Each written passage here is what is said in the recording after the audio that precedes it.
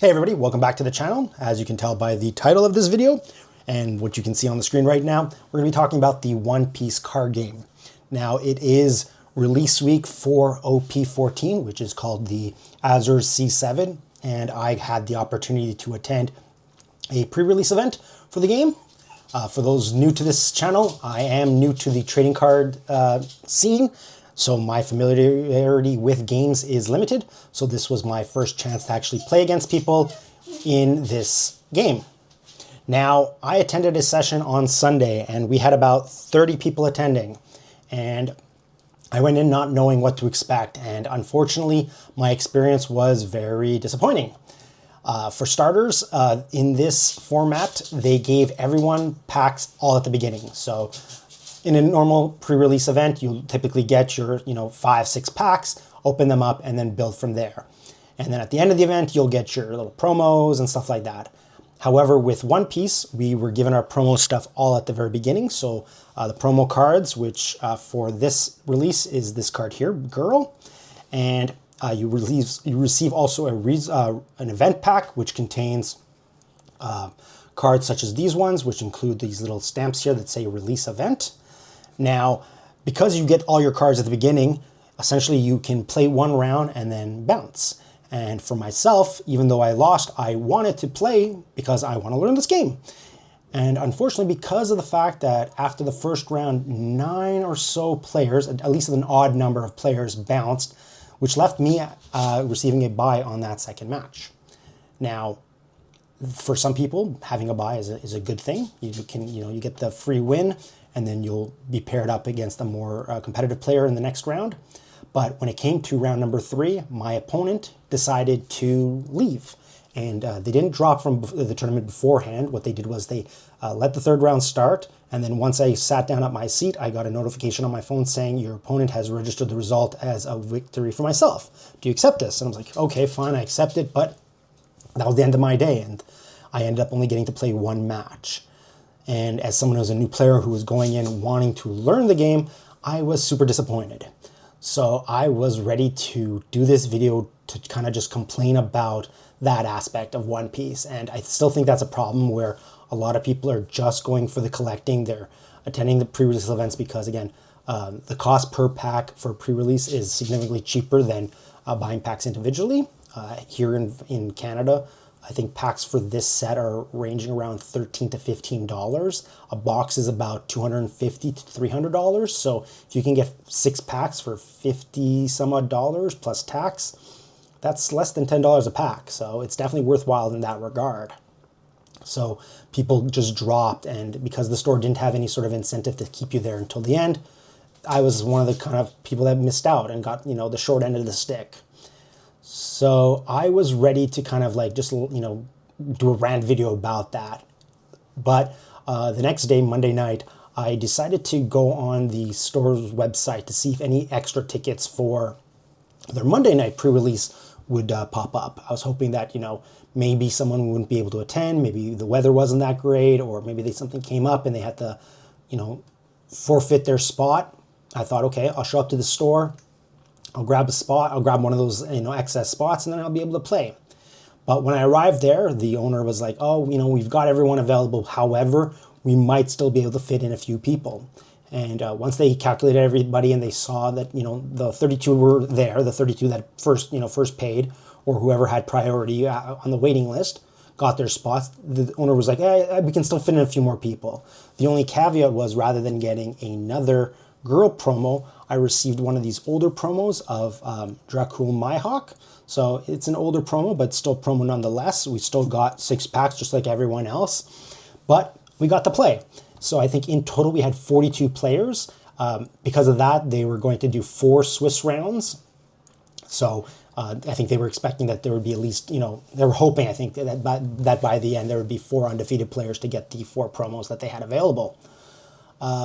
For my second day, the matches went drastically different. Rather than having a bye, I managed to lose my first match, but that first match was a lot of fun. The person I played against was incredibly helpful, incredibly friendly. We got to chatting both about One Piece trading card game, because I told him about how I'm new to it, and he was able to, and I told him how I was, more familiar with Gundam, and we were able to kind of like talk to each other about how the two games are similar and how they're different. And I think they definitely want to play Gundam, but for them, they were just not able to get starter sets, which are now slowly becoming accessible or available in stores. Because of the experience that I got through him and understanding a little bit of the rules of the pre-release events, it definitely helped me in my later matches.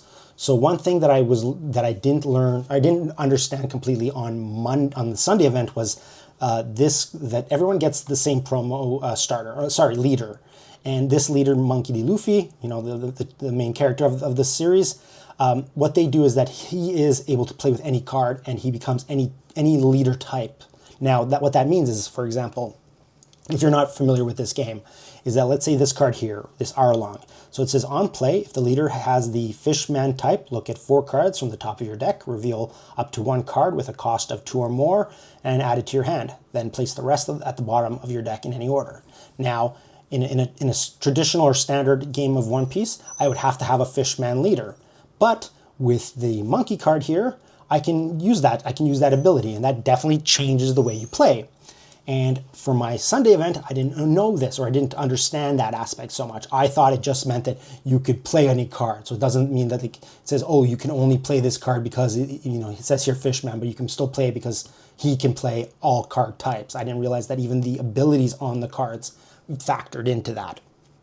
But now that I understood that on Monday, my second match, I ended up winning, and I won in large part due to some of the higher end cards that I received, which I'll show later on. I'm kind of hiding them from the video here just to reveal them in a nicer fashion, but that helped me out winning in my second match, so that was a lot of fun. And then in my third match, I did end up losing, but it was another very competitive match, very close, where my opponent won on the turn where I had the chance to finish them off, but they had enough blockers and counters in their hand to survive that one more turn.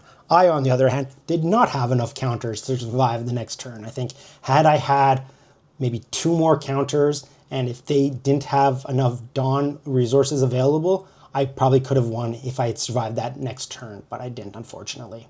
However, the whole point of me attending this event was to learn and to get my chance to play. I wasn't here for the collecting, even though the cards that I do have here are nice cards on the collecting side. They weren't my intention. I wanted to play as a player. But, that being said, I had a lot of fun with this.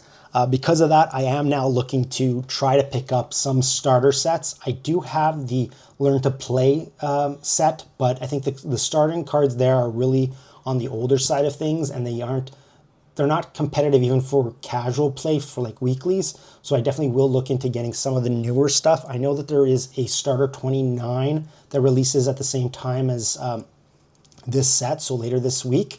If I can get that on pre-order, or if I can just pick that up at some point, I definitely will try to play with that.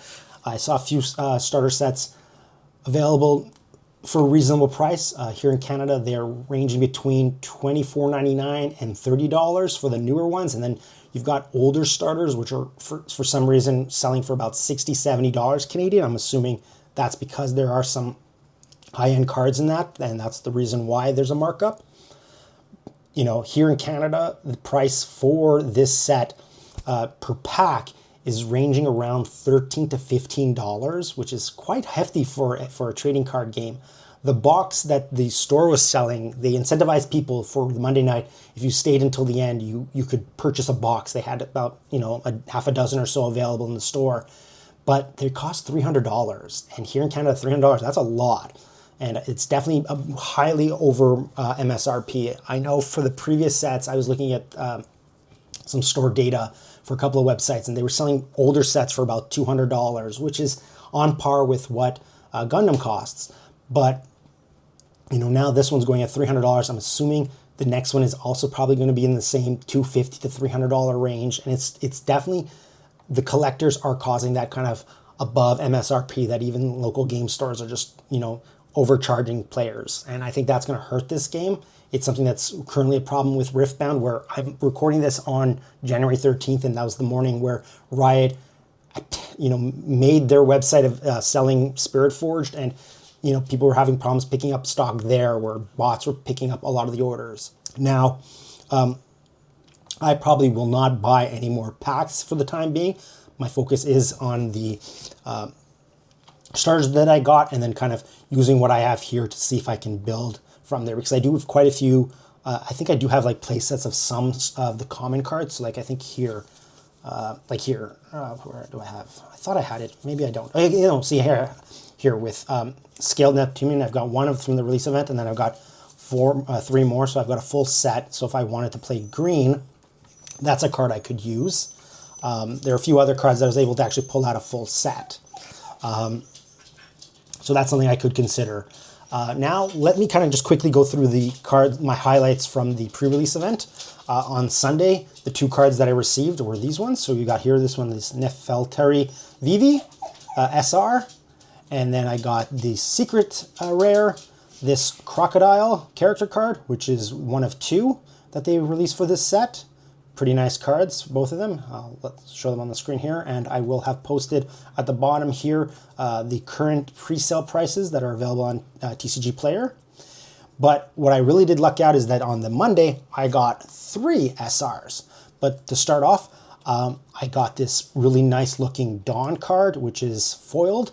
I don't know if these cards are actually really valuable, but based on what I saw from the store, from my local game store, they usually do sell these for more than $1 for a Dawn card. So if resource cards are, more expensive, there might be some value on this. If it is worth more than $1 US, I'll post it on the bottom. If not, you won't see a price. Now, the 3 cards that I got on Monday include this first one, which is an alternate art SR for Jinbei. Really nice looking card. Really cool effect. When a card is trashed from your hand by an effect, this character gains rush during this turn. And then on play, you may rest 2 Dawn cards, draw 2 cards, and return up to 1 character with a cost of 7 or less to the owner's hand. So a great benefit where if I'm playing against someone who has a high value card, I can force them to put it back in their hand, and then it's useless. But the card that I really liked is this next one, Boa Hancock. Now, this is a fantastic card. Yes, it looks fantastic, but her ability is incredible. And this one helped me win my match that I was mentioning earlier. Her leader effect is, if your leader has the 7 Warlords of the Sea type, add up to 1 card from the top of your deck to the top of your life cards. Then up to 1 card from your top of your opponent's card's life card to the owner's hand. So what that essentially does is, let's say if you have 3 life remaining, you can then take a card from your from your deck, put it in life, so then you go to 4. And then if your opponent has 2 or 3 or 1, you're taking 1 of their health away, and then they're significantly damaged. So this is a great late game card, and I think it's going to see a lot of play in the future at events and at weeklies. If people are playing yellow or any sort of like yellow option, people are going to go after this card, and I can see its price going up. I think right now, I'll post the price of its value on the bottom of the screen, but it's definitely going to be something that people are going to look at, want in their decks when they're playing competitively. And then the last card I got, which was another secret, and it's this one, the Dracul Myhawk. So for this set, they released 2 secret rares, and I got them both. So I was really lucky in that regard. Now, I didn't get any of the manga or any of the other like higher end value cards, but the 5 cards here that I kind of showed off, plus the Dawn card, are all relatively decent value. And again, like I was saying earlier, I'm not here to play for high value. I'm here to have fun. So I definitely, again, I felt like it, yes, my first day, Sunday, was disappointing. The following day was very much on the opposite side of things. I appreciate that the local game store that I go to was accommodating, was able to let in more people play because they had stock available. If you are new to trading card games, I definitely recommend checking out your local game store, even if tickets are not available on the website. If it's one of these larger game stores and they can usually accommodate more people, they will definitely try their best to fit in more people, because again, for them, it's good for business. It makes them look good because they're able to fit in more people. They're making more money. And again, that kind of like spreads the word. So if I say, hey, go check out this game store because they can fit in more people, it's good for them and it's good for us players. They definitely, I think, knew that I was there to play. I wasn't there to collect. They see me at a lot of different events there, so that was really great to experience. Now I'm going to wrap up this video. I do have more content coming in the coming days and weeks. This is a pretty busy 2 weeks actually for trading card games. You've got pre-release for Lorwyn, Magic the Gathering's latest set this weekend. Gundam is going to be having its GD3 coming out in, I think, a week or so. There are pre-release events for that, for both the starter sets and for the actual set itself. So I'll be definitely attending those events. I also will be trying out Union Arena in the coming weeks because they've got an Evangelion set coming out. And as a fan of that series, I definitely want to check that out. And I have been trying the Union Arena tutorial app to kind of get myself more experience there. So until then, thanks a lot for checking out this video. If you liked what you saw and if you want to see more trading card content, especially around One Piece or the other games that I feature on this site, Grand Archive, Riftbound, Gundam, Magic the Gathering, definitely please subscribe to the channel. Leave a comment, let me know what you think of my cards. What did you pull in your pre-release sets? And until the next video, talk to you later. Bye.